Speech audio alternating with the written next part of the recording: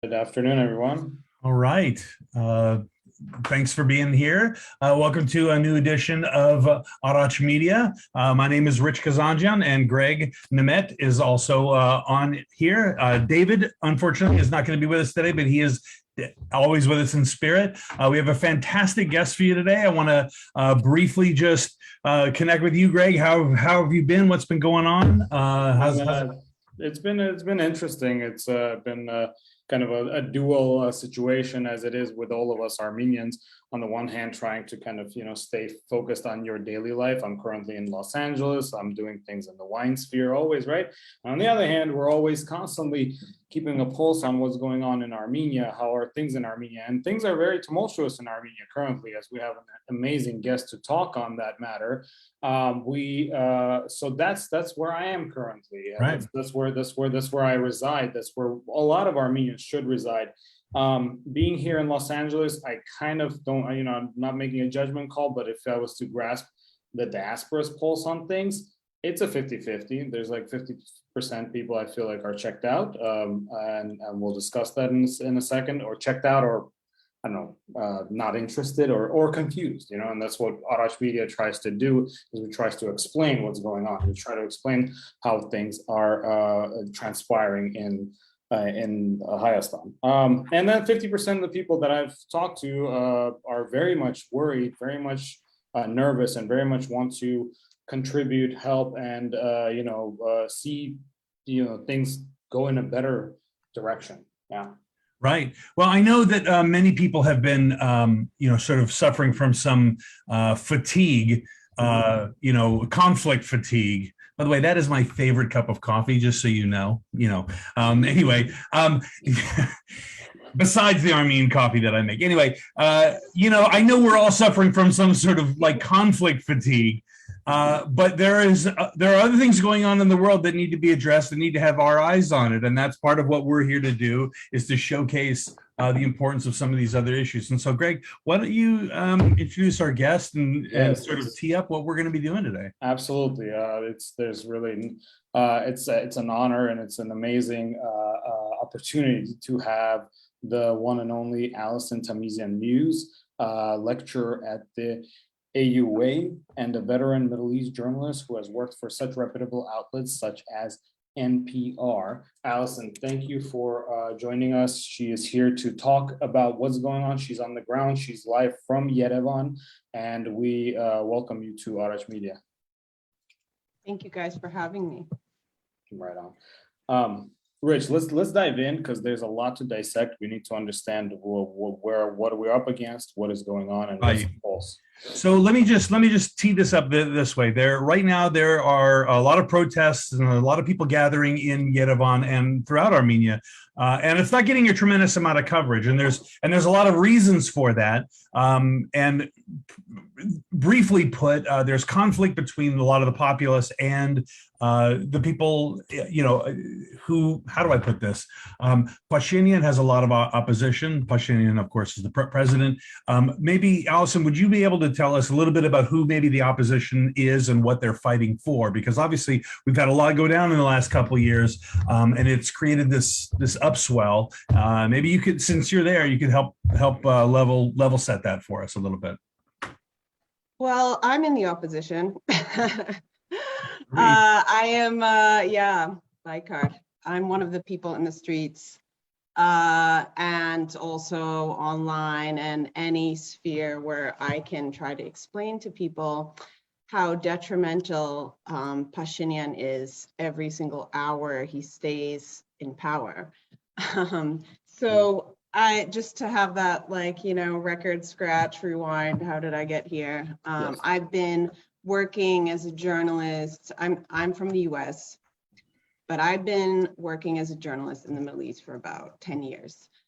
So I know, I've covered uprisings, I've covered wars, I've covered, all sorts of things. And, you start to get a grasp for kind of the bigger picture. I think part of the thing is here in Armenia, a lot of people are kind of in their bubble. They see things in a vacuum, but we are part of this region. I mean, Armenia is not in Europe. Mhm.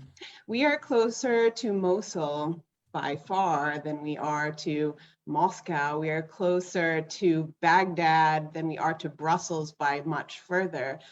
We are in this very special region where you have Turkey, Iran, and Russia kind of competing for power and sometimes coming to an understanding about where your backyard ends and mine begins. But that's how it is. And I mean, Turkey is the representative of NATO, if we look at those three. The Yes. other two are not. So basically, I'm here because I'm of Armenian heritage. I see what's going on in the region. And after the 2020 war, I was extremely disturbed because I understood that we're really in an existential situation. So what am I doing covering, other people's problems? Let's see what I can't do going to Armenia 10 years, I think working for outlets and, covering all that is enough. Right. So I came here the first and immediately I started to, find different opportunities. So one of them, interestingly enough, was a fellowship to work with the government. So that's to just demonstrate how much I came here with an open mind. So I was working at the Foreign Relations Office at the presidency under Armen Sarkisian. So the reason I was open to that was because it was the presidency and the Human Rights Defender's Office of Armen Tatoyan that I saw as, the least politicized. Yes. I mean, definitely Tatoyan. I'm sure you guys, a lot of your listeners know about him.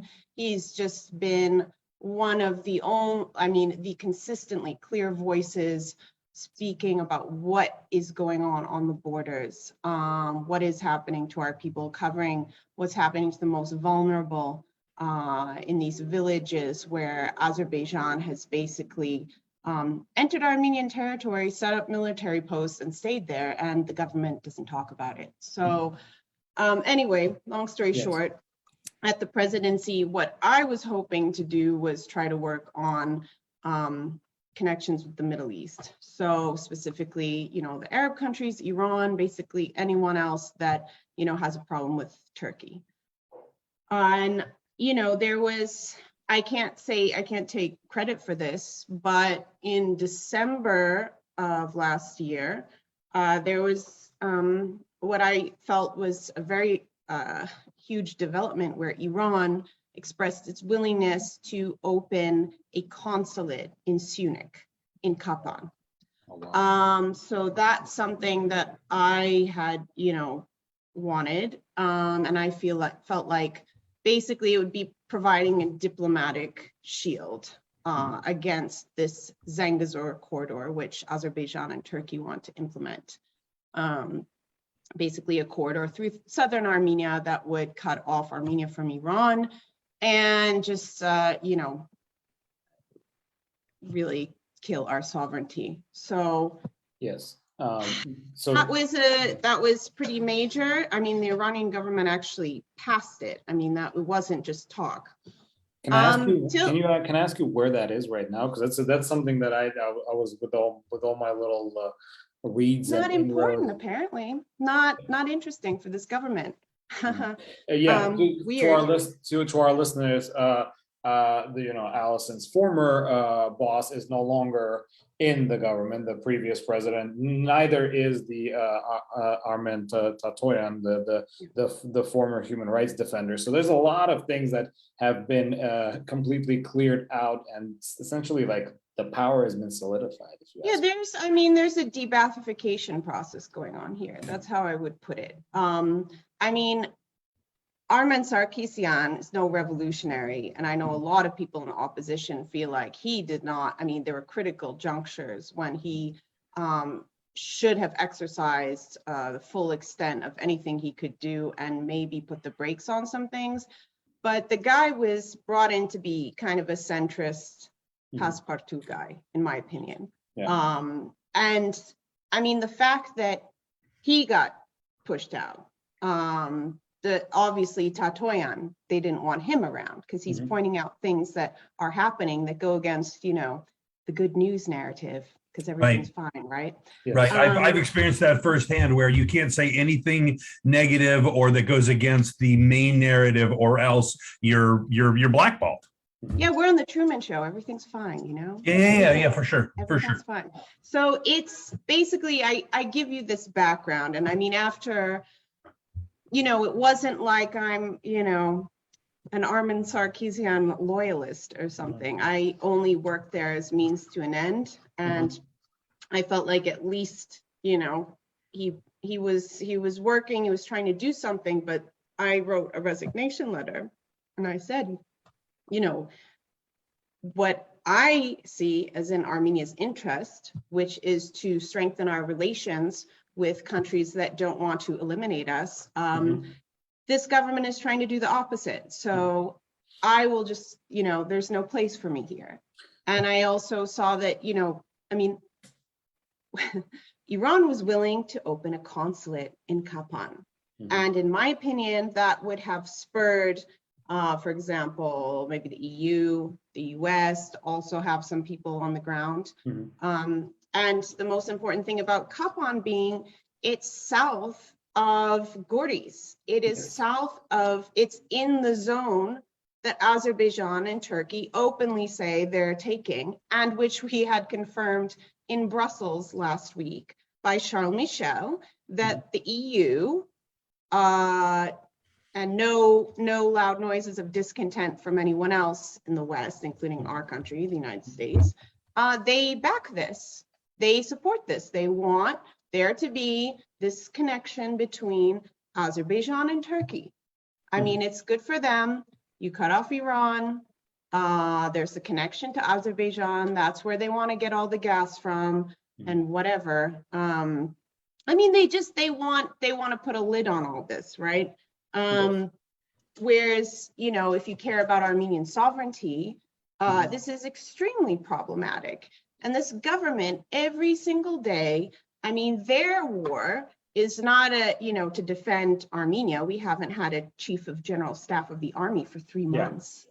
What?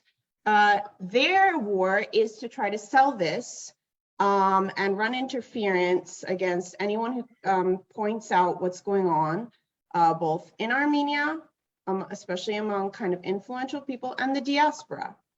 And they have people working 24/7 on this.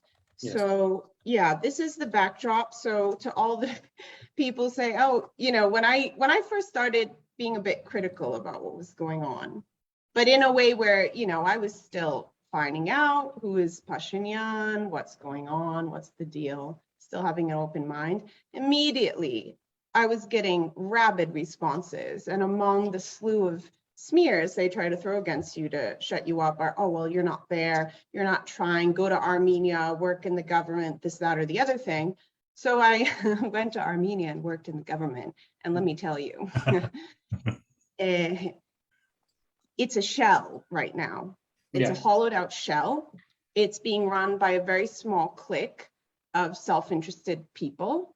They are not incompetent, they're extremely competent in how they have totally dismembered the state apparatus, carried out a de-Baathification, and I'm not just talking about government institutions. We're talking about even Yerevan State University. Did you know that Yerevan State University, now the head of the board of trustees is the Minister of Defense? Strange. That's like what caused a big outcry in Turkey when they did that at Bosphorus University. Well, and the Minister of Defense and Pashinyan have put in their own rector, their handpicked guy. So now they're trying to basically, you know, get rid of anyone. You know, the intellectual elite are also a threat to them. Armin Sarkeesian's gone. Now they have, you know, they've wheeled out a Levon Ter-Petrosyan ally from back in the day. Now they have, Tatoyan is gone. Now they have someone who is never going to make enough noise to make them uncomfortable, and recently participated in the democracy forum. Which where we'll they- speak on later. Yes. Yeah, that's another thing to speak on. So it's the twilight zone around here. Like I would say, greetings from Vichy Yerevan, because that's what it feels like. That's a very, very good description. I'll be honest with you, following from afar. Well, first of all, thank you, because essentially us following from afar, you've checked off all the boxes that we can't check off. For example, here in the diaspora, first of all, let's just talk about the fact that everyone that says, hey, you can't contribute and you can't voice your concern, you're not there. If that's not part of the Turkish narrative, I don't really, it's impossible for me to kind of like scream loud enough on how those individuals, especially in the diaspora, are aiding into that talking point. So number one, but you checked that off and you went there. Now you're there and you're confirming to all of us, and we don't have to just kind of all, pick up and go, although it'd be nice. There is a slow moving, I don't know, coup or like a forfeiting of a country is what I don't know if it's that slow.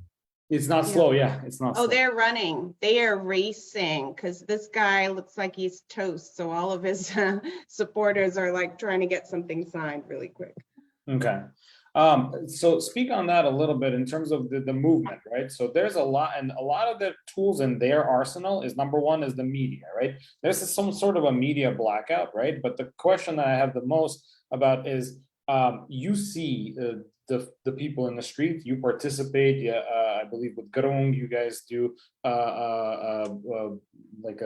like media conversations from, I believe France Square is kind of like ground zero of where a lot of people, it's one of the squares in Yerevan, central Yerevan.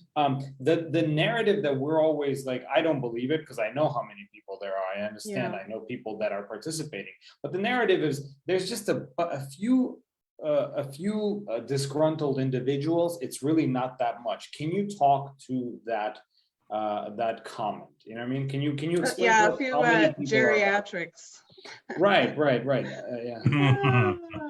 Well, you guys, I mean, unfortunately, due to the state of the media, which is non-existent, you guys will have to be, I can, at the end of this program, share some links. But I mean, for example, I follow, like there's a bunch of youth pages, all the Zoomers who are running around and like shutting down the metro, totally just going up. For example, there's a European boxing championship thing, and some of the, the youth and the opposition ran up on the stage and held up the Artsakh flag in front of, it's, Nicole's people are like on a musical chairs rotation. I don't even know what the guy does now, that guy, Arach, I think it's his chief of staff now.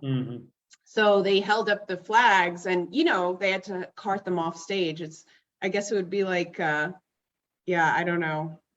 Waving any other controversial flag. Because it seems like, what they're trying to do is completely disassociate themselves from Artsakh, as though it just shouldn't exist and it shouldn't be part of the narrative.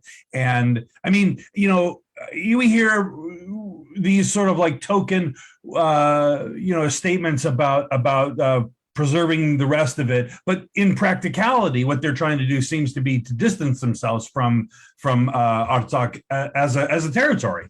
Would that be accurate?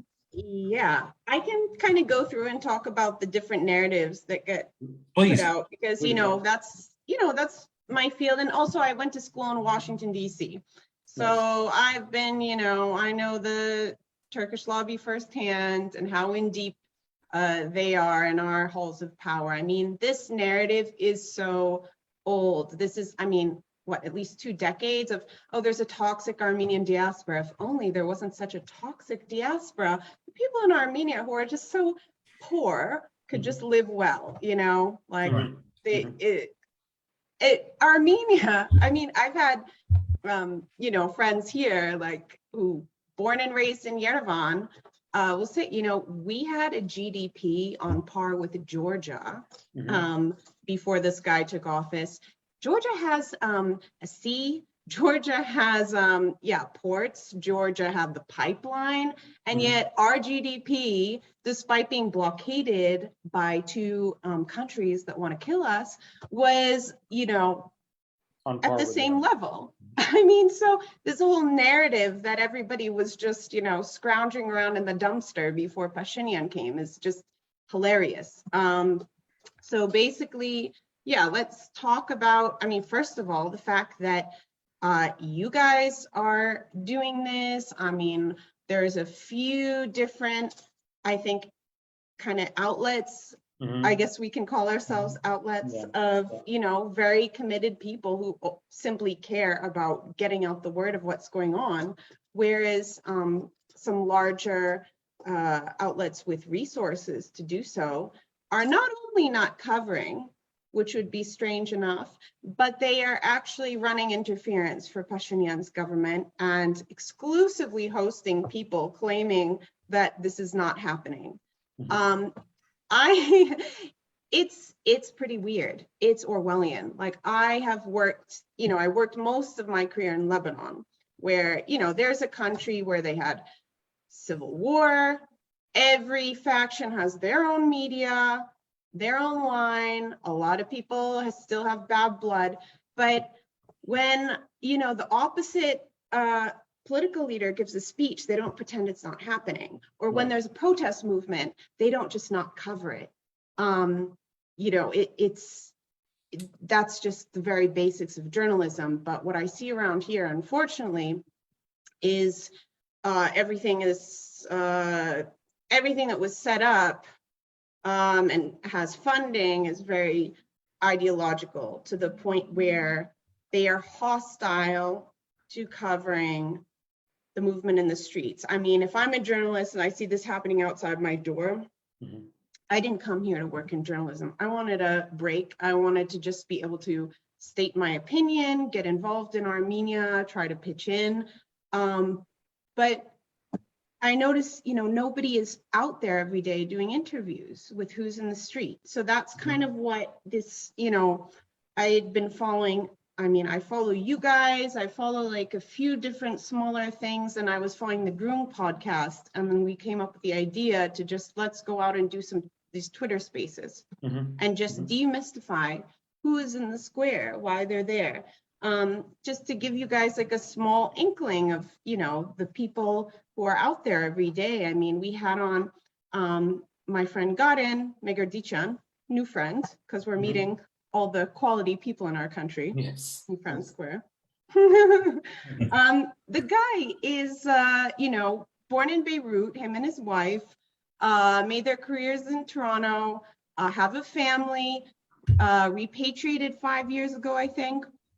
I was CFO of Inico Bank. He did a stint helping out with the government. I forget what exactly. And is part of a group of investors that, their goal, I think, was to invest $10 million in Armenia in different initiatives, companies, whatever. I think they were already up to 2 million, but they, as I understand, kind of put the brakes on it because no one understands what this government is doing. They're running headfirst to integration with Turkey. And if you just listen to the interviews of the economy minister, or I've met with, an advisor to the president who said, oh, free market, just going to open it up, free market. Said, even in the US, we put some tariffs on things, like you can't just bring in Chinese, whatever, solar panels and ruin our sector. Well, they don't have any concept of this. They're just, oh, this is going to be good. We're going to have investment because, these people, maybe they have hotels, restaurants, service sector things where, we can all be waiters. How nice. Or, oh, the IT sector, as if IT demands a land border. I think it's on the computer, but I don't know anything about IT. It's just totally JV, just total greed, no planning, no care about how it's going to impact people who are very dedicated to the country. But because they don't want the scrutiny, they don't want people like this. They have their idea, they're going to make money. The clique around Pashinyan includes, a lot of sleazy oligarchs and, people who I've met people, they're like, oh, what's wrong about the new road? because we gave our road that goes to Iran to Azerbaijan, but they're going to bid on the contract for the new road. So they're happy because they're going to make a lot of money. So it just seems like this is corruption with a different color suit. And I'm starting to doubt the extent of, there's a huge narrative, no matter how bad Pashinyan is, he can't be worse than what came before. Right. That's what you will hear over and over and over again. So he could, run over a pregnant woman and he wouldn't have screwed up bad enough for some people because, we had bad guys before. By the way, they don't talk about the corruption under the first president, who was Nicole's mentor. They don't talk about Girzo. They don't talk about all these corrupt oligarchs that he's brought in. They don't talk about how they're all making bank, making a road that we shouldn't have needed because Pashinyan gifted our highway to Azerbaijan. Pashinyan can do no wrong. He's like, depending who you talk to and on what day, he's just, a child in the backseat. And I mean, it's totally ridiculous. Yeah, as if he didn't cling to power, as if he didn't fight tooth and nail to get reelected. I mean, the narratives are all very disingenuous, and it's not about loving Nicole because they all claim that we don't really like Nicole, but well, I'll tell you what, he is dismantling the state. We have no army chief of staff. I'll repeat that again, for 3 months. The police are getting crazy bonuses just to detain all of us. I mean, and I mean, we're going to lose our country. Armenia is not going to be a state if these people stay in power. I'm going to say that completely bluntly, and we're going to end up like the Assyrians or Kurds or Yazidis, whatever else, where we have no right to an army. Right. Erdogan wants us to demilitarize, by the way. Yeah, and as a matter of fact, I have heard this insane suggestion from members of the diaspora. So where before I used to think these are ludicrous ideas, now I'm understanding either some people are hearing talking points that themselves don't understand, they're then regurgitating. Number one. Number two, we've been we're caught off guard because the diaspora is by and large uneducated. So half the things that we're talking about here, they're now kind of coming to grips with, and some are just kind of going like, well, too much for me to handle, or others are just too entrenched. They're like what I call the one issue voter, like here in the southern Bible Belt, where they go like, well, but corruption or democracy, and they say these key words that don't necessarily mean anything, but the boogeyman has already been released, right? And we're now just trying to explain to them, like you're doing, that we are losing a country. And and that's what I guarantee you, that is what drives everyone in the street today. I mean, there's parties they didn't get along before this. I mean, even just, okay, I'm new to the political scene, but as I just assume that Kocharian and Sarkeesian are like peas in a pod. No, I mean, that just for them to be, have been on the same ticket apparently took a lot of work. Then you have movements like 5165, which I think now they've kind of created an umbrella unity movement. It's not coming to me right now, but I mean, they have in the lead Karin Tanoyan, who, she and her husband lost their child, and they're at the forefront of the movement to get justice for the parents. And that's something we can talk about too. Let's definitely circle back to the ongoing court case against, Ministry of Defense commanders for high treason, which they are saying goes all the way up to Pashinyan, because I mean, somebody's at the top. But 5165, or they had figures like Avadi Chalabian, who is one of the co-founders of Repat Armenia, who was one of the founders, or maybe the founder of Artsakh Foundation, which was working to scale up Armenia's defense industry, Armenia and Artsakh.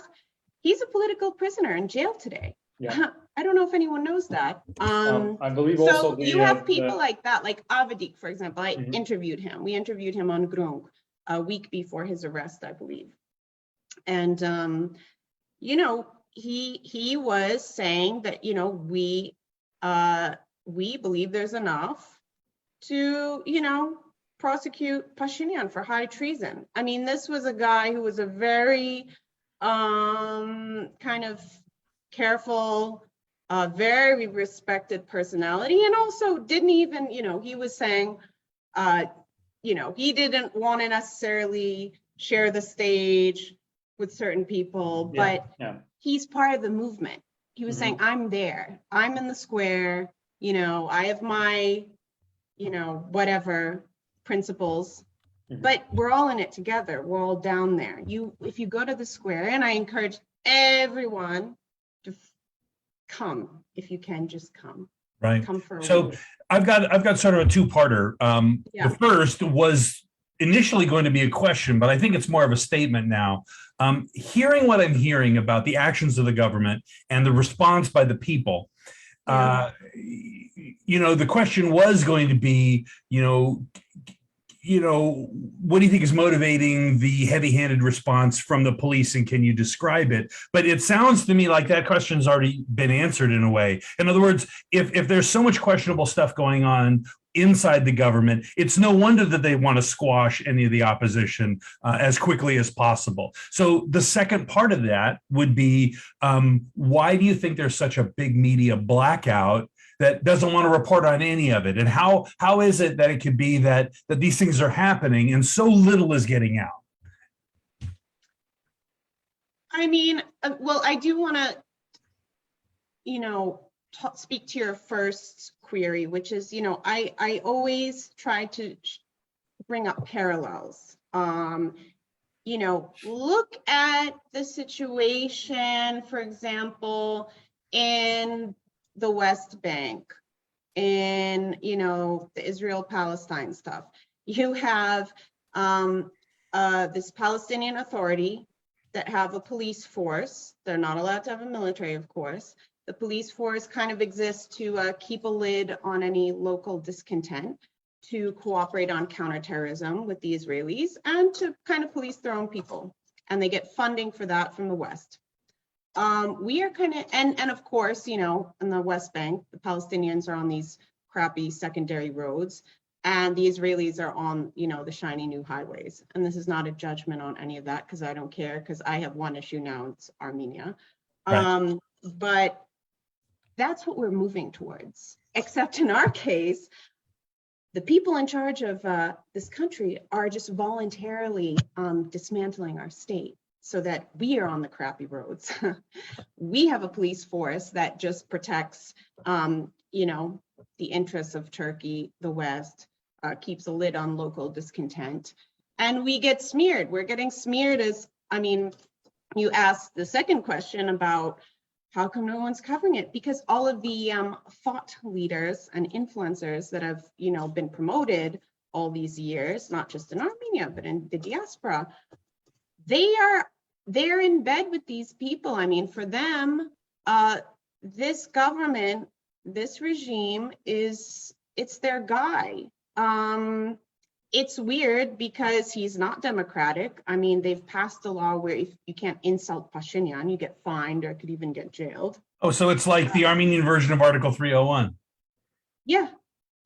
Well, we're just getting in line with local norms, you see. Right. No, I see. There's a new law in the media where state bodies have a process where they can remove the accreditation of a journalist. They don't like how you're acting or what you say, and yeah, this is happening under Pashinyan, who was supposed to be, you know, the great Democrat, whatever, but the guy is a demagogue. I mean, I had seen, you know, the velvet stuff happening from afar. I was like, okay, that's cute, whatever. But if you look back through his old writings, and if you see what he was up to, I mean, even the US Embassy WikiLeaks on him called him a yellow journalist. The guy in his election rallies was using, the most vulgar language, calling for his opponents to be put on the pavement and, taken care of, waving a hammer at election rallies. I mean, there's a total, I don't know, cleavage between how he operates in Armenia and how he is presented to polite circles, especially in the diaspora and among kind of the influencer, whatever, NGO class here. So, I mean, for example, there's an NGO in Armenia called the Women's Resource Center to save Armenian women. I don't know why they don't go work in Turkey, because there's a domestic violence against women epidemic in Turkey, not in Armenia, if you look at statistics. But anyway, they get massive amounts of funding. Fine, do your thing. I mean, for years, I think none of us were paying attention to this stuff, and we're like, oh, that's nice. Their director publicly on Twitter has been calling the opposition a bunch of fascists. Her pinned tweet on Twitter says, no one can tell her to support fascist women. So I guess that's me. Okay. We had a women's march, one of the protest days, and somebody tried to ram his car into us, some nutty Pashinyan supporter. And you know what they said? Nothing. Zero. Not interesting. And this was after a pregnant woman got mowed down by Pashinyan's convoy and left on the street for dead. And she died, as did her unborn child. Also not interesting for these people. It's really surreal. So, okay, that's just one small microcosm of what we're dealing with. Let's the media scene. And I'm not talking, I mean, you have the Armenian language media, which is definitely, you have a mix. I mean, you have outlets like, Boris Murazi, he's Yazidi Armenian, he's doing very consistent coverage. I think he's part of 168.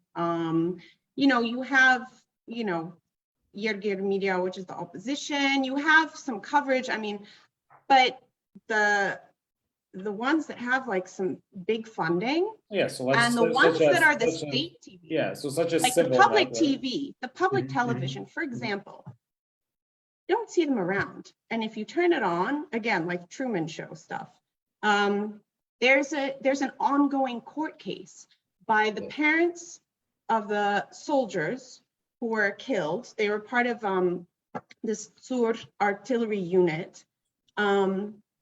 They were told by their commander, said he got orders that said, do not engage because the people coming at you are 100% Armenian.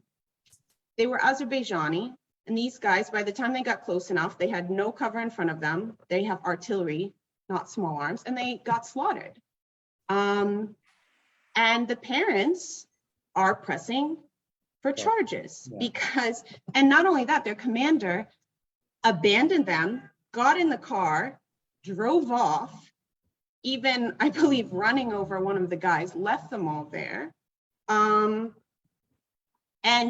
his superiors are still holding their senior roles at the Ministry of Defense. So when we say that Nikol Pashinyan is a danger to Armenia, I mean, this is just one tiny example, but these people who committed, I mean, we believe treason, or at the very least were negligent or lied to their soldiers and got them massacred by Azerbaijan, they're still in their positions. Other people's children are going to be serving under these people. And the one at the top is Nikol Pashinyan. And that's why these people have to be protected. Because if they go, then who is the commander in chief, right? So this is what we're dealing with. They don't want the house of cards to fall. So why are they having such a heavy-handed response to the protests? I mean, that's why. They have to protect themselves. They have to protect the guy at the top. And the guy at the top, if you haven't noticed, has the protection of our government of the United States. Yes. Obviously the EU.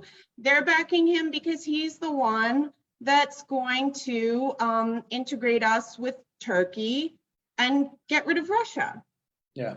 That's it. It's very simple. I mean, people are like, oh, how come they didn't help us? So They're you helping mentioned- Ukraine because they want Russia out. That's all they care about. For sure. And they also want to box out Iran, and they don't want us to have a good relationship with Iran either. Oh yeah. For sure. Yeah. The Armenian deputy foreign minister, I believe, was on the border having a meeting with his Azerbaijani counterpart a couple days ago, and they're talking about border security. And this is, of course, near the Iranian border. Why are we agreeing to work together on border security right now when we still, I mean, just bare minimum, have our POWs still getting tortured, killed, mutilated, sent back without organs from Baku? And we're talking about border security with Azerbaijan. I mean, Yeah. I understand very clearly that our trajectory and this government's plan is that we're going to just be integrated with Turkey and Azerbaijan. That's it. It's very clear. We've talked about that here, and I've made the claim that if we don't watch it, we're going to become a suburb of the Turkish and Azerbaijani nations, and it's going to be, we're just going to be a county in a pan-Turkic empire. And exactly, we'll be a vilayet, like has happened before in history, and we know where that leads. I mean, that's going to be like for Artsakh, certainly a Nakhichevan scenario. For Syunik, same thing. Areas are going to get steadily depopulated. And Yerevan, okay, we can go to Dilijan and have a nice time, or I don't know what. But I mean, this is totally unacceptable. This is not protecting the statehood. I mean, I teach the Armenian Constitution in my class. So my class it's a writing class, but it's based around the themes of civics. I'm talking about the American University. right. And one of the first things we do in the first week is to go over kind of foundational principles. So we learn about the Armenian Constitution. And one of the parts of the Armenian Constitution is that it's the government's duty to protect the borders and the territorial integrity of the country. Just on this point alone, this government is way past its expiration date. Not only did Pashinyan voluntarily cede territory after the war. I mean, November 9th, as we know now, he came up with that with Aliyev. And so what are the Russians supposed to do? Say, oh, you shouldn't do that? No.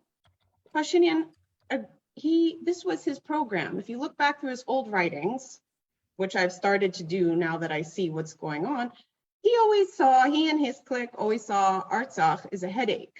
For them, if we get rid of Artsakh, we're going to live well. If we get rid of Russia, we're going to live well. And that's what it's all about. But we're not going to live well because I'm sorry, you need water. You need Lake Sevan. And Aliyev wants Lake Sevan, by the way. That's the next step. Yeah. So this is like I don't know. This has been a wake-up call for some time coming now, and I'm talking to the diaspora mostly. What I'm trying to talk to, because there's still some kind of a notion here that some things are going to resolve, or whatever is going to resolve. Or I'll be honest with you, I don't even care about the opinion of ill-informed or misinformed individuals when there's an actual country that we're talking about. But I want to kind of juxtapose what's happening, right, with these Western initiatives that you are to witness or witnessed before. There was a democracy meeting in the middle of all this that's going on with a movie can be someday, hopefully when everything is resolved and we are okay, written about the insanity of what's going on. There was a democracy meeting or a symposium at a time when there was a complete upheaval on the streets and people are trying to, fight for their right to exist. That's number one. And number two, if you can talk a little bit about that, there's going to be a U.S.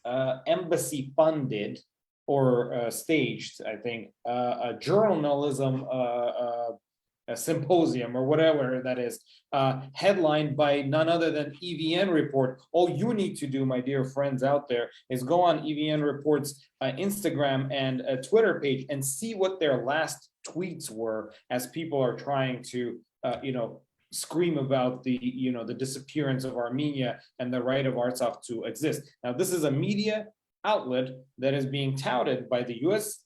Embassy, the leader of the free world, as somebody that's going to hold this media, I don't know, what is it, like media rally or media conference, by an entity that has jamboree.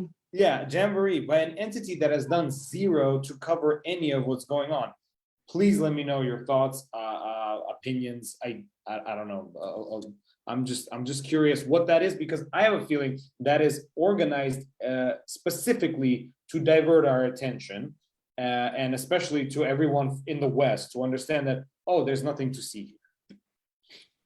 Yeah, the Democracy Forum was I believe Pashinyan was the opening speaker. They also featured the U.S. ambassador, the EU special representative, whatever her title is, and I mean, just imagine the scene. This is going on in the Marriott. I mean, first of all, I had no idea about this conference. Suddenly, I mean, we ended up on our protest march outside the Marriott. I had no idea why. And imagine, I've been in journalism 10 years. I had no idea this was going to be happening. And they had flown in, some different people, whatnot. But yeah, so we're outside protesting. People are getting detained, and inside, unbeknownst to me, I guess, the protest leaders knew, there was this democracy forum about democracy. But the opposition members of parliament tried to go in. They were not allowed in. Can you imagine? And this is an event attended by the US ambassador about democracy. Who else wasn't allowed in? Journalists. What? Excuse me. It's, I mean, dystopian.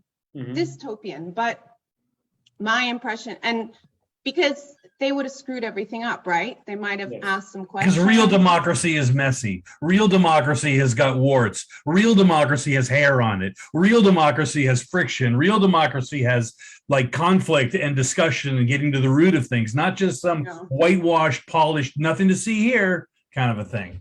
Yeah, and that's what it was. And their defense was, oh, well, it was all, live stream. So if you wanted to see what was going on, you could. But I mean, that's not acceptable. Like, journalists need to be able to ask questions. And I'm sorry, but opposition, I mean, these people were also elected to, I mean, we talk about checks and balances, things like that. I mean, but what I listened to some clips, and from what I understood, the speakers were saying that what was happening outside the doors is a threat to democracy. Okay, your version of how things should go. And I think there's a big fear among some people that, it's like, a very, I mean, Pashinyan has played into this, right? This black and white narrative, us or them, and really kind of dividing the country, the society. I've had a lot of people who I thought would have been my, comrades today, and they don't talk to me anymore because, my positions I've taken, and, they look at me and they think, I'm whatever, naive or brainwashed, or that I don't understand who I'm getting involved with and what's gonna happen. But the thing is, I've been working in this region for 10 years, and I don't look at Armenia in a vacuum. We're part of a big picture. We're a part of a big region where Turkey and Russia are in competition. Turkey being the representative of NATO here, and the West. And we're kind of on the, what do you call it, the seismic zone. And you also have Iran in the mix. I mean, our statehood is at stake. And for me, everyone needs to get over their issues with the others from the past, because our statehood is at stake. Because here's the thing, okay, you don't like Kocharian, you are worried he's a threat to you, to your life, to your lifestyle, fine. But what happens when our ruler is Erdogan? And I'm not saying this as like a scare tactic. I mean, we see what happens in areas that are de facto dominated by Turkey. For example, northern Iraq, the Kurdish region of northern Iraq. Absolutely. They have their Pashinyan, their Pashinians, their local, whatever, politicians, clan leaders, co-opted elites who, for them, if Turkey wants to come in, bomb Kurdish rebels, and kill some kids and civilians in the process, that's fine. Doesn't matter. Yeah, Welcome. You know, they have their hotels and restaurants and whatever, their lifestyle, you'd be amazed how little it takes to co-opt some people. So unfortunately, there's a really unholy alliance between these co-opted, greedy, slimy elites that are running the show here, and I think very, some very decent people who just, I don't know, I just don't think, and I don't like patronizing anyone, because I don't want anyone patronizing me. We're all entitled to our own views, but we need to prioritize some things. You don't even have to look as far as Iraq. Look at Georgia. I say this to people, and they know, I think, in Georgia, the more the Turkish Azeri influence went up, including, Batumi, is just, it's a coastal city, yeah. Seaport city. It's almost all Turkish owned now. And it's not even safe, actually, for Armenians to just go. And so I want people to think, if they're concerned, for example, about, vulnerable groups of people, do you think it's going to be better when we are totally dominated by Turkey? In Georgia, they've had an upswing in, kind of this far right stuff of, there was an LGBT day, I think it was last year, but there was attacks on this office for, Of course there was. LGBT advocacy. I'm not, everything has a cause and effect, and I fear that there's going to be even more kind of social cleavages happening the more people feel the country is totally out of control. Yeah, so absolutely. That's my thing, like, to those who feel like,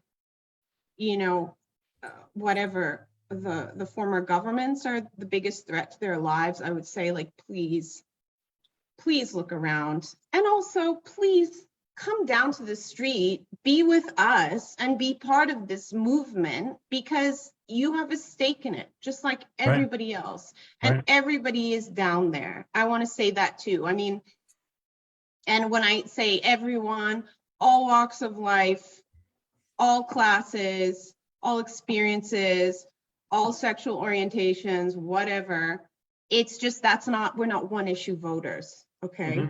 We're caring about statehood, Armenia, our future number one. That's what's first. I want to also kind of interject with this notion, right? While we are saying we're fighting for our statehood, right? To all those people out there going like, no, impossible, right? I'm not saying that tomorrow Armenia is going to disappear from the map, but Armenia is going to get to a point where it can no longer practice any of its opinion against any other entity, such as Ankara, and then slowly, eventually, the absorption into either Azerbaijan or Turkey is definitely a possibility. I think that is absolutely a possibility, and I would actually even go so far as to say that it is not just likely, it is probable that it is on the table that Armenia, as as a sovereign nation, and even the word does not exist anymore. You saw what happened in Najivan. You see what they do when they can claim territory. You see how they erase us. So I think you're right. The statehood is at stake, and I think there are concessions that we don't know that some people don't know that they're making when they say, let's open the borders and have free trade. Because once that influence comes in, once that money gets flowing, once they start holding title deeds to Armenian land, they're not going to give it up, and we're never going to get it back. And the consequences of that are going to be dire, because once we are dependent on Turkey and Azerbaijan, it's game over. Yeah, I mean, how many Turkish billionaires are there? How quickly could they just buy up everything around Lake Sevan and suck it dry? I mean, we see what Turkey's doing in Syria and Iraq. They have sucked those countries dry. Totally. I mean, literally the water. They've been building dams. I mean, I don't know. Literally nothing has changed with this state, because they don't seem to be able to come up with a sustainable way to live. Their whole thing is based on sucking other people dry. Yeah. If you tune into the Turkish media, I mean, was it a week ago? I'll find out the name of who said it, but they were saying, oh, we can solve our financial problems, because, by the way, their inflation is through the roof. Their lira has totally tanked. So, which is going to be pretty bad for us, because we're going to have a sudden influx of cheap goods if we open the border. And they were saying, oh, well, we can find the Armenian gold. Oh, they called the Ottoman gold that was stolen by the Armenian separatists, and it's all buried. And if we can just dig it up, we're going to solve our economy problem. I mean, this is being said today. We're still living in the Stone Age, people. Just FYI. So I think people are, especially in diaspora and maybe in some circles here, for them, it's like there's this kind of idyllic idea that, we just need to continue the mission of Hrant Dink and make our peace. And, I am somebody who, and nobody's bothered to ask me, because they've, if you follow my Twitter, I have a lot of intellectual enemies who just assume that I don't want peace, because that's what they smear us with. I was in Diyarbakir in 2015. I was part of a delegation led by Aras Sarafian, who has a publishing house, Komitas, in London. And he spent decades making connections with local municipalities. Really interesting character. And so basically we went on a small tour of, the villages, Bitlis, Mutki. We went to Van. We ended in Diyarbakir on the genocide commemoration, where you had all these people, primarily led by students, and especially, the left progressive Kurdish, more Kurdish HDP. And it was incredible. I mean, these young people were holding banners for the Armenian genocide in different languages. There was, it really felt like, wow, okay, there's an opening here. All those people who participated in that, at least like the ones out in front, they've either been jailed, exiled, or assassinated. So when we hear people, including some people whose names end in Yan, talk about, oh, we just need to make peace and stop warmongering. I mean, I was one of those people on the ground. And I can tell you that the people running the show today, they're not interested in anything like that. They're interested in subjugation, and they say it out loud. So the only way you don't know that is if you're not listening and burying your head in the sand. That's right. Which is really sad. It's really sad. And it's sad when people are rabid against people like me, who are just trying to tell them to be on their own team. Well, one of the things that I try and have the conversation about, and the tools that I use with the specific topic we're talking about right now, is I try and bring it to, sometimes when people think about reconciliation between nations, it seems a little abstract to most people. What I try and look at it is, let's say you had a family member that abused you, like physically abused you, verbally abused you, mentally abused you. And then at some point, somebody in the family just said, you guys just need to make up. Well, how far would that go if there wasn't any contrition, if there wasn't any sort of like atonement, if you didn't, if that person didn't come to the table from an honest perspective and say, listen, I'm really sorry about what happened. Can we be fully honest about repairing our relationship?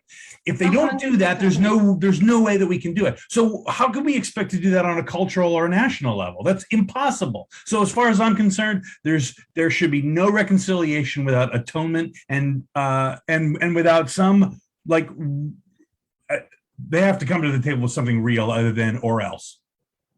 Yeah, I mean, I made that point on Twitter. I said, with this women's resource center in Armenia, tell the abused woman to go back to her abusive husband. Yeah. Because that's what you're telling us, is to marry our rapist. That's right. What you're advocating exactly right. for this entire nation. Sorry, no. Who's still saying they want to do it today? Yeah, well, and they're very open about it. Totally. You have to read the news. Right.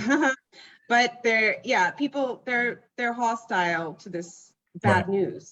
So I will also, if I could just say one thing, totally. I mean, of course. well, I just, before I forget this,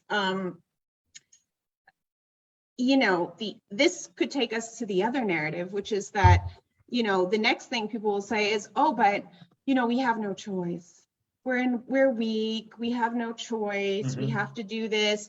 I heard Serge Tankian say it's going to buy us time to strengthen ourselves. No. Yeah, opening the border to the enemy, to a country where I believe it's the son-in-law of Erdogan runs Sadat, which is a private, mercenary firm.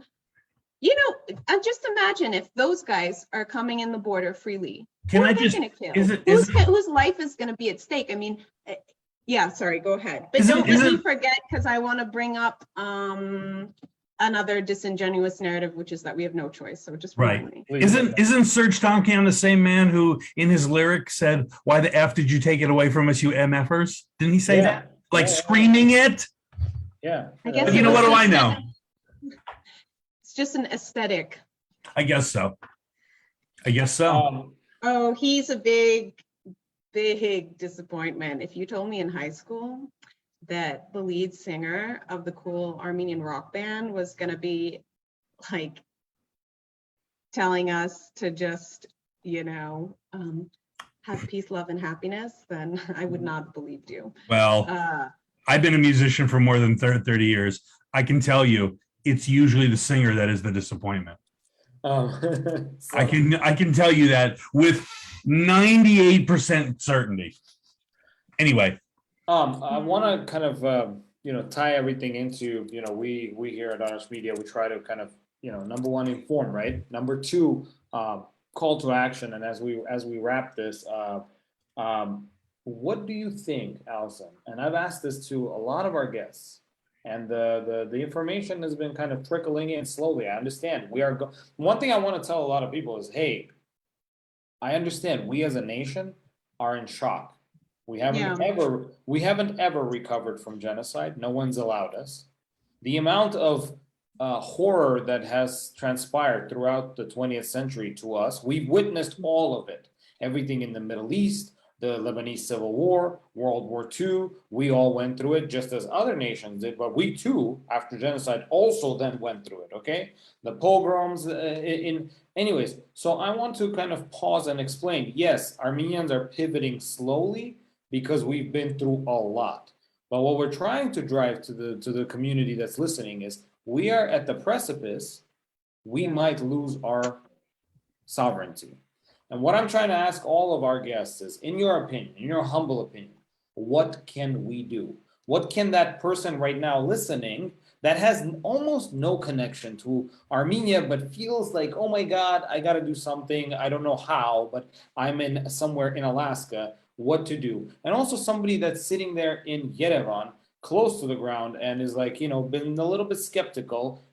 What are some what are some things that we should start thinking about doing as the ones in diaspora and in Armenia? Well, perhaps if you're already listening and already here, maybe share this with your network. You don't have to share this. If you found somebody else who enunciated the ideas better than me, I don't care. But start provoking people to use their brain and think about the insanity of what's going on right now. Start paying attention to, the news where you can get it, which often for me, even as a journalist, I don't follow outlets. I usually follow people who I trust at different outlets. Start educating yourself because our problem right now is not with Turks. They didn't change. They're always the same. Our problem is on the inside. People are being hostile to new information. People living in la la land. Everybody needs to get a grip. And, you talked about people being traumatized, whatever. I mean, there are people out there in the street who have missing legs and they're protesting every day. There's a woman who I met first at the genocide march like 2 years ago. She's in her 70s or maybe early 80s. She was a sniper in Shushi in the 90s. She's out there every day. There's the head of the Persian language section at Yerevan State University who, fought with Monte in the 90s. He's still teaching at Yerevan State. Do you remember his name? I know his niece is. You've probably seen what he looks like. He has this amazing mustache, but he's out there. And, very well. So you have these people, the parents of the soldiers, they are out there. And they were out there before anyone else was out there. And they are so energized and lifted up when they see the nation rising up with them and backing them up because they are fighting in court through the due process for justice, for what happened. Do you know that these people, the government didn't help them recover the remains of their children? They had to go and personally negotiate with Azerbaijani officers at the base in Shushi. And it was only the Russian peacekeepers that facilitated that and the Artsakh emergency services that helped them just to recover the remains of their loved ones. Whereas this government would prefer that everyone just forget. Pashinyan is even claiming that the real number of POWs is about a fourth of what our representative to the European Court of Human Rights says. They are trying to pretend nothing's happening. Do not help them, please. Do not help them. Do not help put us in this dystopian Orwellian situation. Because, you're killing us with this, seriously. It's just incredible when we're out here every day in the thousands, sometimes tens of thousands, every single day, fighting with people from everyone from, finance people, the founder of Gigi, the taxi ride sharing app is out here. You have people who want to invest millions in Armenia. You have people who are just academics who understand Turkish, who've worked in Turkey, who know what's going on. I'm talking about the Armenia Project guys. If you guys are familiar with them, definitely give them a plug. They're out there every single night at 10 p.m. doing an hour-long fireside chat with the people in the square and explaining what's happening in our region. They have experts on Turkey, on Azerbaijan, on who read the news in those languages. We're working our tails off, trying to wake people up. And so if you're one of these people saying, oh, but Kocharian is a killer, I have news for you. First of all, how many people did he kill? Really? How many? Yeah. Let's compare that to our current prime minister, okay? Who one of his number one guys said the POWs are already dead to him. Yeah. Only losers get caught, right? It's Alison Tahmizian, the Speaker of our Parliament, currently. The Speaker of our Parliament. Our Prime Minister has called us out on the street a bunch of homeless dogs. And they're claiming he's a Democrat. The guy has passed a law where you can't insult him.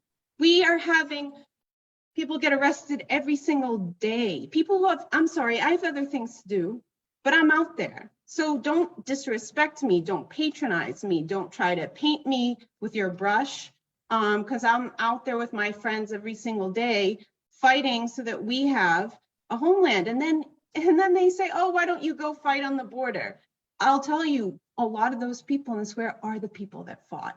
And that's exactly why they're in the square. Because I'm sorry, democracy is not just about holding up a gun at the border. It's also about, you know, defending your statehood, your democracy, your sovereignty. I mean, it's just totally nuts. And I just want to say, I sense you want to wrap up, but no, I want to just push back on this idea, because this is one of the most common things people say in defense of this guy. Oh, but he has no choice. You know, did anyone put a gun to his head and make him seek power? Did they put a gun to his head and make him, you know, after he lost the war, seek power? I mean, when we lost Shushi, I thought, if I'm him, I'm going to bury myself and never come out. And he pops up and he's, you know, all googly-eyed. And it's absolutely insane for anyone to suggest that this guy is being taken for a ride. No, he is taking us for a ride. And by the way, we have countries around us with common interests. Iran has said that it is a red line for them that to change the border between Armenia and Iran, which is our only outlet to the east, to countries like India, China, the countries that actually matter in the future of the world. And India has even offered us to use the port of Chabahar, which they're developing in Iran on the Indian Ocean. I mean, we have that on offer. Iran offered to set up a consulate in Kapan. Like, we have offers for help, for protection. When Pashinyan's people were claiming, oh, we can't do anything, the Azeris took the highway to Iran. Iran was ready to help us, but do you know what our government said to them? And I know this from the Iranian ambassador. Oh, that's Azerbaijani territory. They don't want it. They want Zangezur. They want integration with Turkey. They want integration with the West. They see themselves as part of the West. They see Iran, whatever, Russia. This is all backwards. But I have news for you. We're gonna be going pretty far backwards if they succeed. And some people are gonna make a lot of money in the short term, but in the long term, we are going to end up like the Assyrians, like the Kurds, like the Yazidis. We're going to have no right to protect ourselves. And this government is already dismantling the army. We have no chief of general staff. And the defense minister himself is somebody who's got kicked out because he stabbed a superior. I mean, nuts. Anyone who's normalizing this, I'm sorry, okay, if this is okay with you, this situation, good, just stay out of our way, please. But if you actually care about Armenia, please, if you're not here, educate yourself, educate your friends, support us, share what's going on. And if you're in Armenia, come down. We're not gonna bite. You know, join us. You will be surprised who you find. I would even actually add that what we need to do is continue to put pressure on our representatives in this country, in the United States, to shine a light on what on what Turkey is doing. And the reason I say that is this. I think it's great that Iran wants to have our back, or at least has a line that they don't want crossed. The problem is that Iran flaring up against Turkey and is only going to make Turkey look at America and say, hey, we're a NATO ally, you got to have our back, right? Yeah, so, or Israel. We might end up with Israel strikes in Syunik and become a battleground, which is not going to be fun. So I urge everyone not to let it get to that point. That's also, right. Russia. I mean, I want to talk for one moment about Russia. Yeah, and to all those people out there that are constantly like, flagging the whole, well, what about the international order? Just last week, Israel struck deep inside of Syria, a sovereign, quote unquote, nation, right? And there wasn't even a mention of it in the Western media. So don't think for a second that if for whatever reason they see it fit to strike in Syunik for whatever geopolitical reason, that won't happen, okay? So we really need to kind of turn a page on this whole global order that we're thinking about. And I also want to address, we've talked about this, we've all talked about this, the bad actors within the so-called diasporans that have moved to Armenia. The ones that say this narrative, and I'm not going to out anybody, but at some point I'm going to start to. Whenever you hear the word, I don't like Pashinyan, but I'm also not sure about the other guys, that is a translation. I love Pashinyan, I'm okay with Pashinyan, okay? Because there is no other argument in this day and age today. If it's only one option, is get this monster and his government out. That's it. Like, Yeah, I don't know if I would racist, say, but I'm not racist, but That's there's right. a but. Just That's- stop. that's like the people that said Saddam was a bad guy, but it's they don't really know what they're talking about, is what I would say. Yeah, and the whole I think just because you guys are in the US, I think it's worth talking about Russia, because obviously, I mean, what's dominating the news is Ukraine, blah blah. In this part of the world, I'm sorry, our common interest is with Russia. Totally. It's not about being friends. It's not about, it's, I mean, we're all American, whatever. But look, in this part of the world, sorry, but Ukraine helped Azerbaijan during the war. Right. Ukraine does not recognize the Armenian genocide. Russia does. Right. Russia has an interest in Armenians staying in Armenia existing as a sovereign nation. There is no other reason why they have a base in the east on the border with Turkey. That's the base against Turkey and NATO for us. I mean, for Russia, it's part of, it's the line with NATO.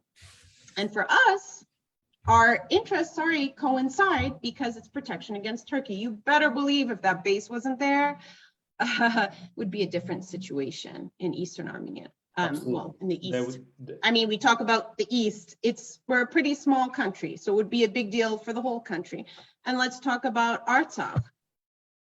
Hands down, if the Russians weren't there, there would be nobody there.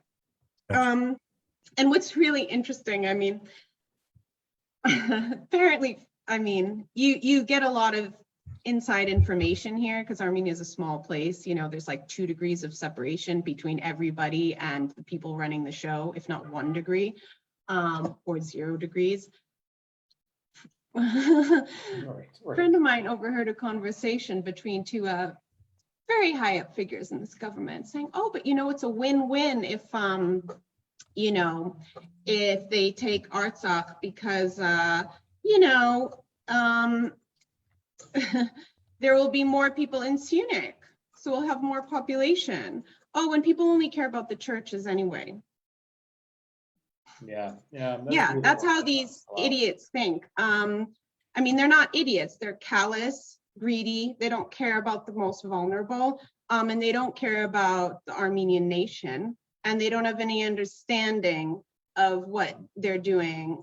I mean, and they don't care. I mean, a friend of mine confronted Girzo on the street a few weeks ago. She said, the Turks are going to eat us alive. He's not only an oligarch who's getting contracts, he's also and has the airline that's doing the flights to Istanbul. He's also in parliament in Pashinyan's coalition. He said, so what? So what?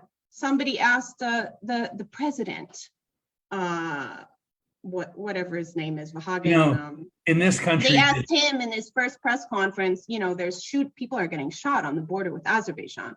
Said, vote change. Like, so what? These people don't care. They don't care. They are so self-centered. So wait, I went off on my tangent. I want to talk about Russia. There was, for example, there was an incident, what was it, a month and a half ago, 2 months ago, where there was a strategic height that was taken, or the Azeris tried to get up there. Yeah. And we found out afterward there was a plan to have a mere withdrawal. This is Pashinyan's whole thing, mere withdrawals. Mm-hmm. And of course, the Azeris rushed in. And the Russians managed to actually stop them from bringing any heavy equipment across. But the narrative that was spun by Pashinyan's surrogates was, oh, see, Russia let us down. They can't be trusted, aka we have to get rid of them. Yeah. First of all, the Russians stepped in, so the Azeris couldn't bring any heavy equipment. Second of all, was the Armenian decision to pull back our forces. And third, I'm sorry, but if the Russians aren't there, you're screwed, your people are screwed. Fourth, this same scenario has been happening in Syunik, where Armenian troops pull back, the Azeris come, and we just don't talk about it. The strategic heights overlooking Kapan city, Azeris have it. Just go there. Yeah. Just go there. You will see the Azeris. They are on top, looking down over the whole city and area. We gave that to them. The Russians aren't there. Who did that? We did that because this government is implementing Zengazur. That's it. So anyway, that's my little rant about those who would blame everything on Russia, because actually there's the same thing happening where this government is in charge, and the only place where people actually have some guarantee is in Artsakh, where the Russians are, and where this government wants to make a peace deal with Azerbaijan, put Artsakh in Azerbaijan, and get rid of the Russian peacekeepers, because why should they be there if we have peace, you know? This was a very important. Thank you so much. This and more we need to continue exploring, talking about, but also I don't want to say this, but at some point just information and just talk might become too soft. Is what am I saying? But it's getting to a point where I don't know. I'm feeling a little bit of a desperation on my side. I am very, very, very, very proud and happy with everything that's transpiring on the streets. But I think a backup plan is necessary as well. Okay, I'm just gonna censor myself, and that's it. So, well, I mean, don't you guys worry, everything is under control.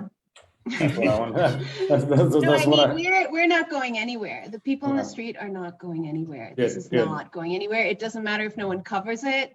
It's happening. It's real. It's real life, not the Truman Show. And this government knows it. Why do you think they are tripping over themselves? Why do you think the West is tripping over themselves to get Pashinyan to sign something, to get Armenia to commit to remaking its border and putting Artsakh in Azerbaijan? I mean,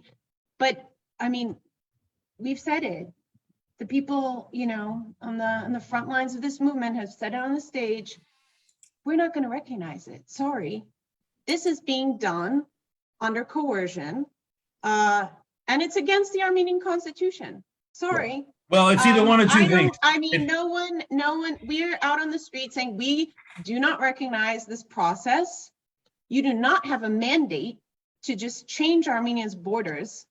You do not have a mandate to sacrifice the people of Artsakh Republic, which, by the way, their government, which has been functioning democratically for 30 years, since you people care so much about democracy, their government has said they do not accept to be part of Azerbaijan. So this government, this Pashinyan government, is actually going over their head and dismissing their democratic process in order to make a deal with Aliyev. Yeah, and we're saying no. Basically, we're saying no. You can do what you want. You can have your little meetings. We don't recognize it.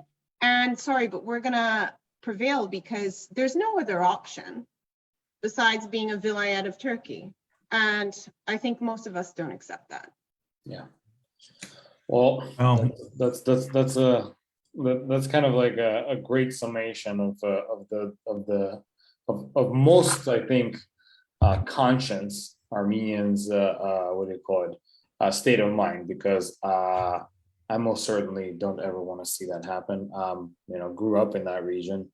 I know Richard has dedicated better half of his life to trying to kind of have some kind of recognition for or atonement or anything for what transpired to all of our ancestors, and for us to just kind of see this happen today. Yeah, I mean, I grew up with my grandmother who was a genocide survivor, and I owe it to her I owe it to her. Yeah, and we all do. We all do. And no one can tell diasporans, oh, you need to shut up because you're in the diaspora. Excuse me. Oh, because you don't speak Armenian. Why don't I speak Armenian? Let's talk about that. How dare you? You know what I mean? Yeah, I mean, for sure. we were robbed.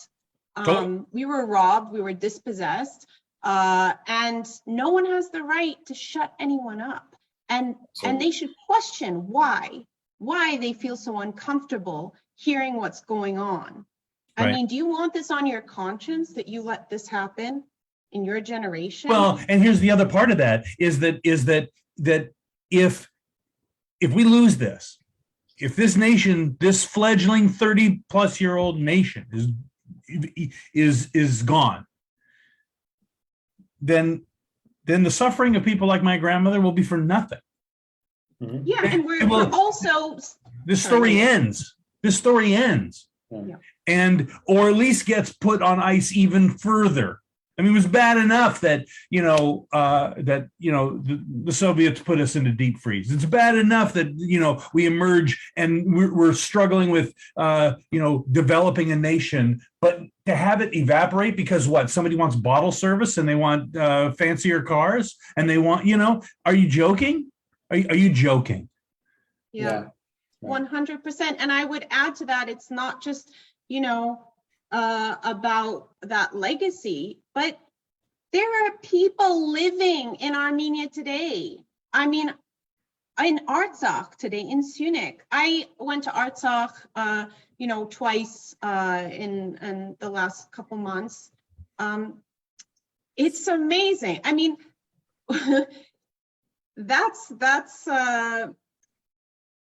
people are living there. They're living their life. Stepanakert is hopping. I mean, I met up with a friend of a friend who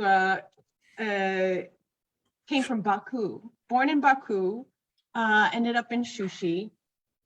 He's the head of the Baku refugees NGO. Maybe you know of him, Saro Saryan. You guys should definitely have him on the show. Like, what a gregarious, awesome guy.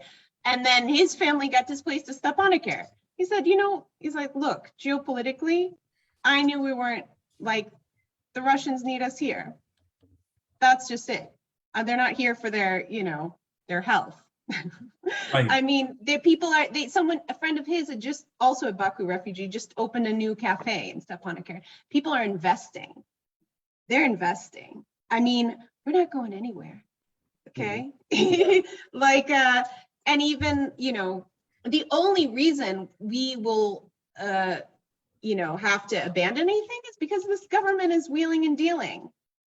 Their cards, their things that they have to play with are us and our territory, our land, our people. But, people are living there. They're living their life. And, every time Pashinyan opens his mouth and every time this government dismisses them, their government, their elected officials, imagine how, the psychological warfare that represents against our own people. Totally. That the government in Yerevan is selling them down the river, and that people in Armenia and in the diaspora are, being taken along for the ride and can't see what's happening before them, or are so, I don't know, so disconnected from the reality that for them, Russia's bad. That's it. I'm sorry, but Russians are protecting the entire road from Armenia, Stepanakert. I went to a festival for Easter it was in a village called Berdashen. I don't know if you guys have been there. Yeah. And basically this is the area that overlooks Afghan. Mm-hmm. So very strategic, high point. I mean, the Russian peacekeepers were there, very discreet, at a distance, not, mingling, just protecting. And we had thousands of people at this festival. We had wine tastings from the Berdashen winery. You probably know them, Greg, or maybe you don't. Yep. That's, wow. I mean, there was dances. It's beautiful to hear that. There was choreography. A choreographer came from Yerevan. You should have seen the costumes. You should have seen. I mean, I can share the pictures. It was just an incredible day. And you have people in Armenia who support this government. They don't want to go to Artsakh. They've already written it off. But, Alison, don't feel like them. I'll be honest with you. We need to drum up a new narrative. This has been a long time coming.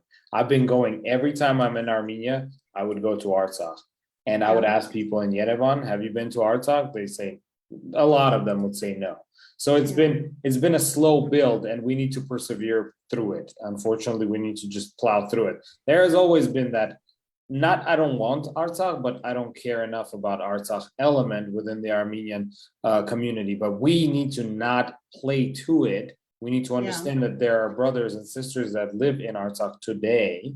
Yeah, and they're so much cooler than everybody else. Sorry, but yeah, I just want to say the Russians are a crucial force. They were the ones who I said were helping the families of the soldiers to locate the remains and to facilitate their entry to negotiate. Can you imagine? The parents, the bereaved parents, had to personally negotiate with Azeris. Oh, yeah. And you know what one of the mothers told me? That the Azeri officer said, he said, "We don't know how you lost because your guys fought like hell." And she said, "Well, I think we both know that they didn't lose." Yeah. They were sold out. Yeah. They were sold out, and I have no doubt that this government will continue selling us out. Because they say it out loud. They're making a deal. They're willing to recognize Artsakh as part of Azerbaijan. They want regional connections to Turkey and Azerbaijan. That's their only priority. Their only priority, not strengthening relations with Iran, not strengthening relations with Russia. There are 3 regional powers, Turkey, Iran, Russia. Only one of them wants to see Armenia eliminated from this region as a sovereign state. And it's Turkey, and that's the only country they care about. Right. I brought this up during the last broadcast that when I even look at the Artsakh flag, it's the Armenian flag. It's just disconnected, and they feel disconnected. And Armenians some of them are encouraging that. And I think the way I read that flag is that it is a separate part of the same nation. And I think we need to acknowledge that, and we need to fight like hell for it. Yeah, and those of us who believe in democracy need to have a little respect for the democratic Artsakh Republic, which, like every other Soviet, state, oblast, whatever, when the Soviet Union was coming apart, they voted for their independence by a legal referendum, legal by international law. Right. You have to really have drank the Kool-Aid to believe that is not valid, or to think that Azerbaijan's claim. I mean, there are so many areas that Azeris never even lived in, and I'm sorry, but their conduct in Nakhichevan totally bars them from any right for sure to say that we should control these people. I'm sorry, no way. So they just have powerful forces behind them. I mean, basically the border areas between Artsakh and Iran that have been given to Azerbaijan, they're just going to be Israeli bases against Iran. I mean, we know that. There's Israel. I know that Israel is already operating within Azerbaijan. Oh yeah, they've been operating there. They're just. It's just usually, why is there an airport there? Right. If they want to make a strike on Iran's nuclear program, maybe they don't do it from there, but they'll refuel there. Just go back and read. I think it was Reuters had a big report on this like years ago. I mean, it's all very simple. It's not about Azerbaijan wanting to bring back its refugees. I mean, no. They just have the good fortune of having common interests with some key powers, but we also have common interests with some key powers. Unfortunately, we are under a Vichy regime that is collaborating with our enemies. I agree. So let's level set for a second and just sort of recap, because we've had viewership going up and down, and I think we've got a pretty steady stream of people. And plus, this is going to have a lifespan long beyond this particular episode, or at least the live streaming. So if I'm reading, my takeaway is that there's a large and growing and sustained movement in the streets that is a direct response to what this government has been doing. We've long said, where there's smoke, there's fire. So I think we're far beyond the point of giving this government the benefit of the doubt. So obviously you're out there, and there's a growing number of people of a wide strata of different people who are out there, everyone from young people to students to older folks to veterans and more. So it's not like it's just a small little group of people. And obviously what the goal is to stop these so much from being implemented, and to try and reverse the course of some of this, if not all of it, and replace the government with one that is more amenable to the Armenian cause itself. So let me ask you this: what is next for you, not only today but for the near future? So I just finished my semester of teaching. Yay! Nice. Congrats.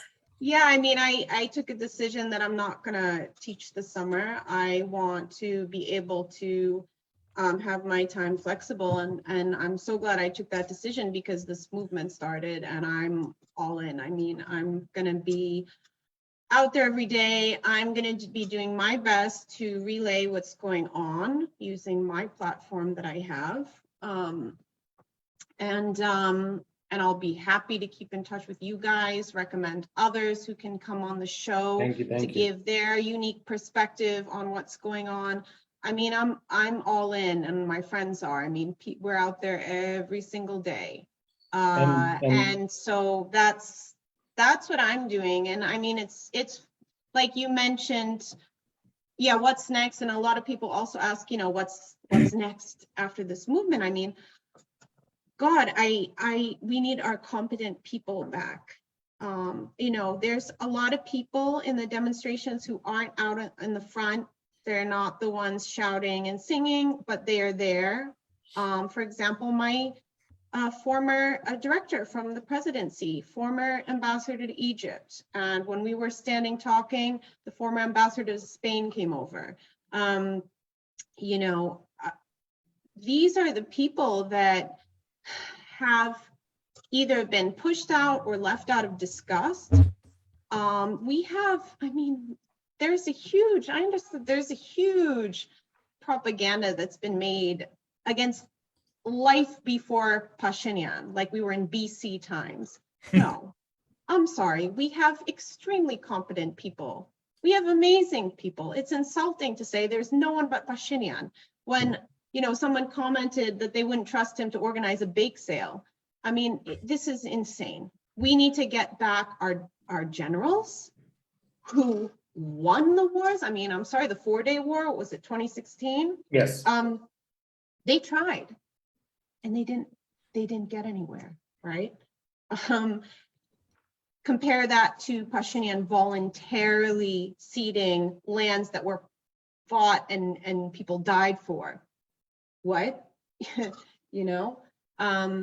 We need to get back our army. We need a chief of general staff. We need someone in charge of the military who knows the military. We need competent diplomats who aren't just, running around taking selfies and excited to be their first time in Vienna or wherever. I mean, we need to bring back competence.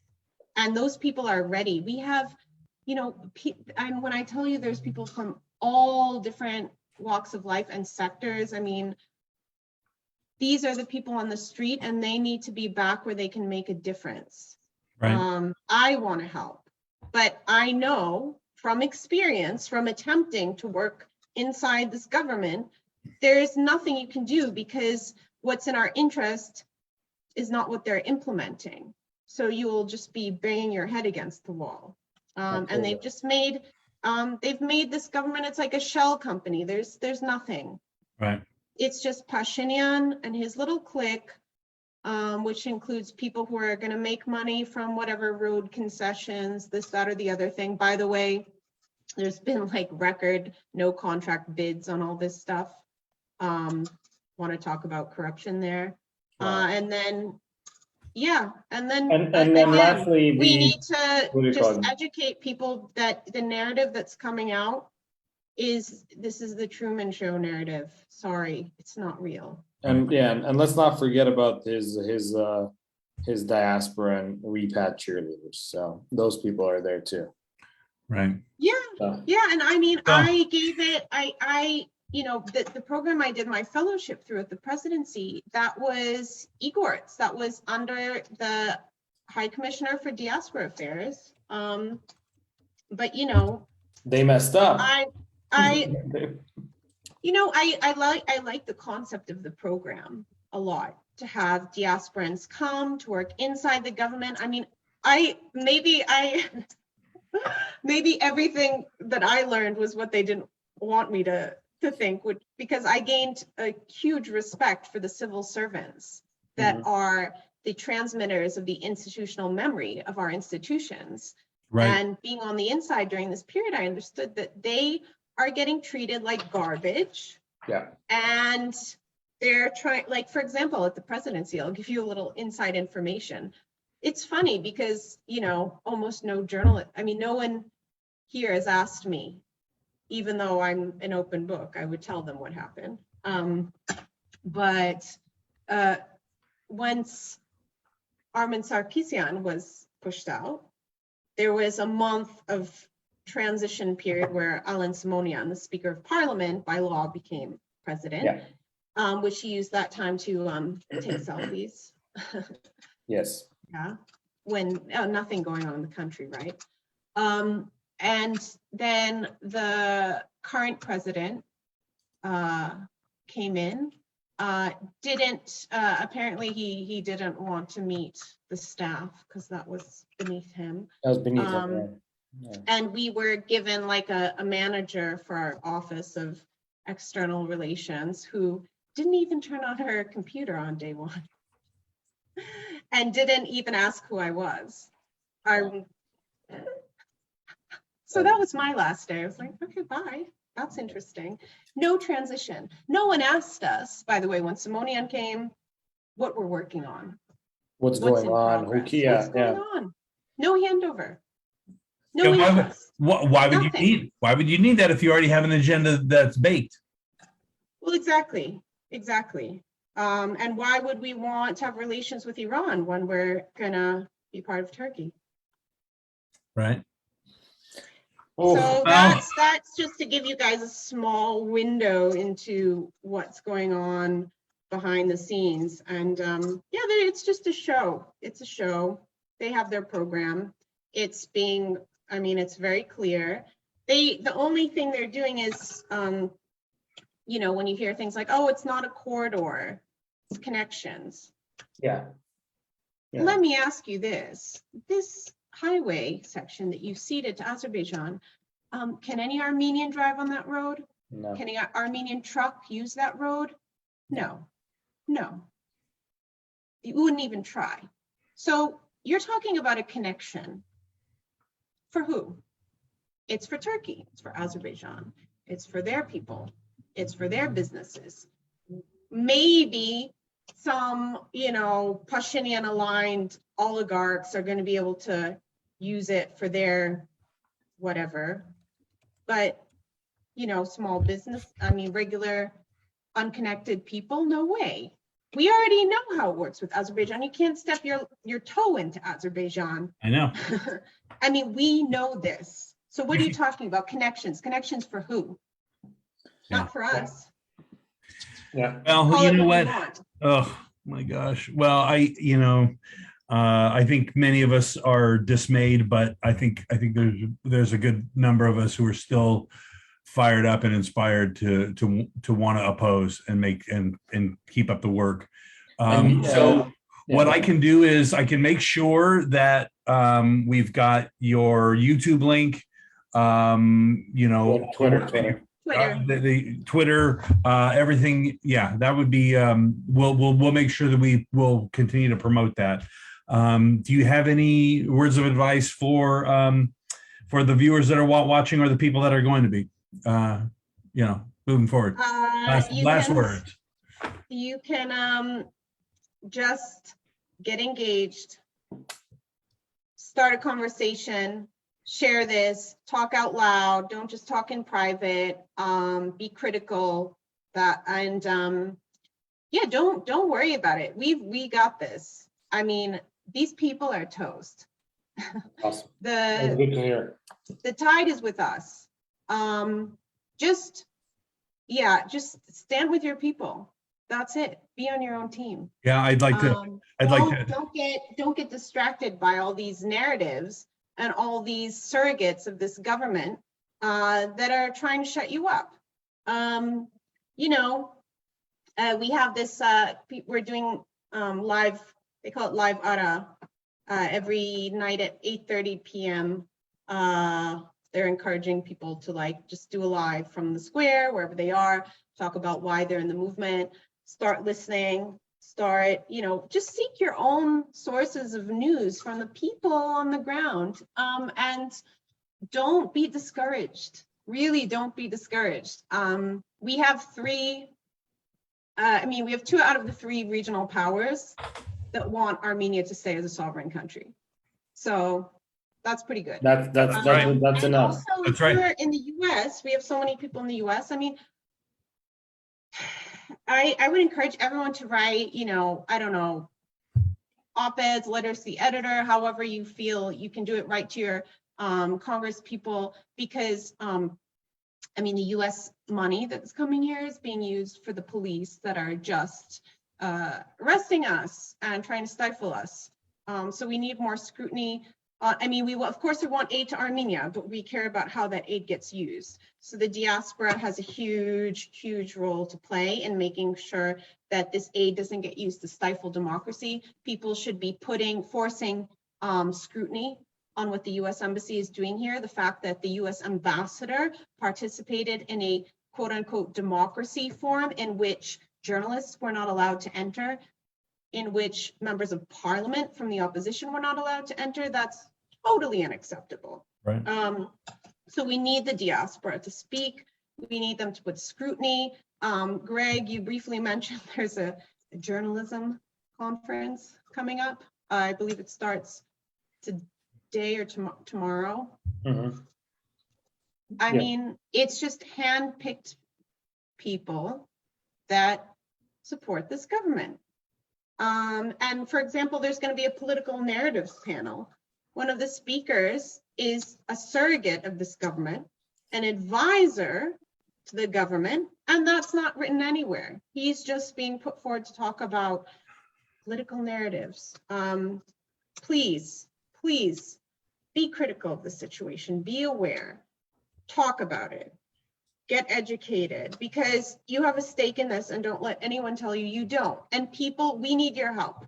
We need your help getting the message out, because it's not going to come from the international press. It's not even going to come from the local press. So we need you guys to help amplify our message, because we're out there every day and we're not going anywhere. 100%. Okay, so can we make a deal today? Yeah. Can we make a deal today? You tell the people there that the diaspora is going to do everything that we can. And those of us like Greg and David and I are going to be making the wheels turn to get Americans or Armenian Americans to put pressure in the right places and let them know that we haven't forgotten about them, that we do have skin in the game. And if you could, and we'll let them know that you guys are going to keep up the fight there. Yeah. That works. That's Okay. a deal. That's a deal. All right. I love it. Thank you All right. guys so Right. much for having me, letting me talk about all this stuff. We need these conversations. It's the least. I feel it's the least we can do. We're out here. You're out there. At some point, I think a lot of us are gonna start migrating there intermittently. And I think, yeah. I know that when I interact with diasporans, they are kind of, especially the elder ones, you know what I mean? They are weary, but I can see the gears are turning, and I hope like the fire is about to lit up, and once the fire is lit up under some of them, it's gonna be beautiful, and we'll try to keep pushing it that way. Well, yeah. Oh, yeah, I mean, the networking that's going on in the square, I mean, there are, different types of people, different political factions, different walks of life that are interacting and finding common cause and putting aside all of their issues. You wouldn't believe it. It's amazing. Like, I think this is an opportunity for us, because for me, those guys that fought and died, it wasn't just about keeping Artsakh and keeping Armenia. I mean, they gave us a wake-up call, a once-in-a-generation wake-up call. That's what those guys did. That's right. That's because right. There's people like me, wasn't paying attention to anything. Oh, everything's just fine. While there were people rotting this country, while there are narratives being spread, disingenuous narratives to try to divide us, to try to destroy this country. And so it's been a wake-up call. And we all need to wake up. I mean, that's kind of the slogan of the protests. Yeah. So yeah. And so it's very fitting, because it's a huge awakening. And for me, those guys, they did not die for nothing. They gave us this huge wake-up call about what the heck is going on, and how we are still facing the same thing, same story. And we can find, like, whatever you call a modus vivendi or whatever with the Turks, but it's only going to come through strength, through being confident in ourselves. That's what they respect. I mean, that's why Erdogan and Putin can deal with each other, right? There's that's where your backyard ends and mine begins, and they deal with each other. It's not because they're, scratching each other's back. Okay, they find accommodation sometimes they're fighting with their proxies, but we need to just stand on our feet and say, okay, yeah, you just stay on your side and we can deal with each other. But it's not going to come through just opening the door wide open with no conditions. This is ridiculous. Absolutely. So yeah, that's it. That's what's going on. Keep up the good fight, and we'll do our best. I will take you up on your offer. You mentioned that there are people that you think we should continue talking to. We would like to have you on again. We'll keep the back channel going. We're connected, and I want to continue the pertinent conversation so that the diaspora and the rest of the Armenian nation keeps getting re-educated and thus reawakens. So our only issue today is getting our own people to understand what's going on. That is the issue. We've always had the same problems with the same people. We figured it out before 2016. Stay out. Our problem is inside. Absolutely. That's our only problem. Absolutely. So if people can just understand that it's not so complicated, we just need to get a grip and see what's going on. And it's not the, right. we don't need to be forced into this. We Right. have options. Okay. Perfect. Absolutely. That's it. It's easy. Yeah. Just get your head out of the sand and it's going to be fine. I think that's an amazing way to end it. Thank you, Alison, for your time. Thank you for the knowledge that you gave us. Thank you for explaining so much nuanced things that we may already know but don't know the details of them. And I appreciate your labor out there on the streets, and anything that we personally can do. The three of us, not even through these technological means, but you have always the opportunity to reach out to us, and we'll do the best we can.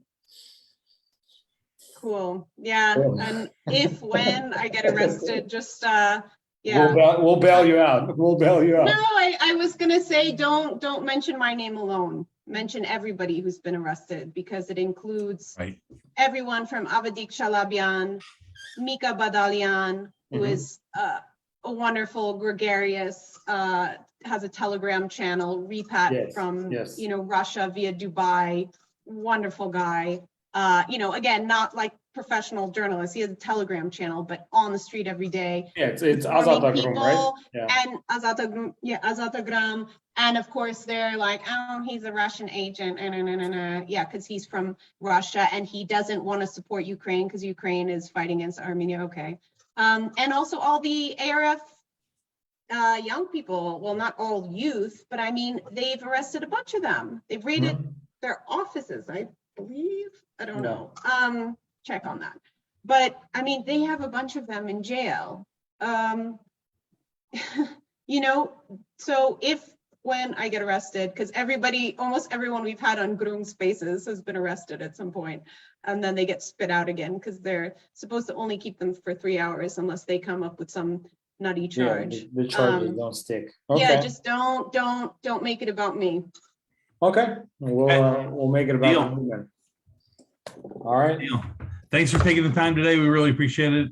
We will have your links up shortly. And thanks as always for all your work and your transparency and your honesty about all this. So it means a lot, not only to the two of us who are here, but to everybody who's watching. So thank you. Thank you guys for having me. You guys are awesome.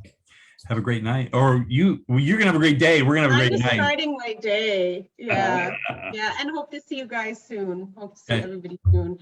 Well, and if you want to fly to Yerevan tomorrow, if you just felt, inspired, just, show up in France Square and you'll find everybody. All right. That's the beginning. Okay. Okay. Right. Bye. Bye, guys. Bye. Bye.